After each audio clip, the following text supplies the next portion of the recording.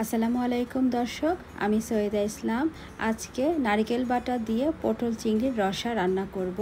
রান্নার শুরুতেই সামান্য পরিমাণ হলুদ গুঁড়া আর লবণ দিয়ে পটলের টুকরাগুলোকে লালচে করে ভেজে নেওয়ার পরে একই পাত্রেই আমি রান্নার জন্য তেল দিয়ে তার মধ্যে পেঁয়াজ কুচি দিয়ে দিলাম। পেঁয়াজের ধারগুলো কিছুটা লালচে হয়ে যাওয়ার পরেই আধা কাপ নারকেল, 3টা কাঁচামরিচ আর সামান্য পরিমাণ পানি দিয়ে ব্লেন্ড করে নেওয়া পেস্টটাকে পেঁয়াজের মধ্যে দিয়ে রান্নায় ব্যবহার করি যে 4 ধরনের গুঁড়া মশলা, হলুদ, মরিচ, ধনিয়া, জিরার গুঁড়া, পরিমাণ মতো লবণ আর রসুন বাটা দিয়ে মশলাগুলোকে কষিয়ে নিচ্ছি। সামান্য পরিমাণ পানি দিয়ে 3 থেকে 4 মিনিটের মতো সময় নিয়ে মশলা কষানোর পরে এবার পরিষ্কার করা চিংড়িগুলোকে দিয়ে দিলাম। চিংড়িগুলো না ঢেকেই আমি কষিয়ে নিলাম এই মশলার মধ্যে।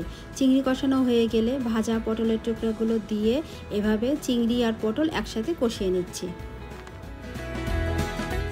পটলের টুকরাগুলো আগে থেকেই ভাজা ছিল আর চিংড়ির সাথে কিছুক্ষণ কষানোর পরে এগুলো মোটামুটি আধা সিদ্ধ হয়ে গেছে। এবার পুরোপুরি সিদ্ধ করব আর রান্নার শেষে কতটুকু গ্রেভি রাখবো একবারেই অনুপাত করে 1 কাপ ফুটন্ত গরম পানি আমি দিয়ে দিলাম। পটলের টুকরোগুলো পুরোপুরি সিদ্ধ হয়ে গেলে আর ঝোলের অনুপাত ঠিক আমি যতটুকু চাচ্ছি সেই পরিমাণ হয়ে আসলেই আমি ঢাকনা সরিয়ে নিয়েছি। এবার আমি এই খাবারের স্বাদকে আরও বেশি এনহ্যান্স করার জন্য 1 চা চামচ পরিমাণ ঘি দিয়ে দিলাম।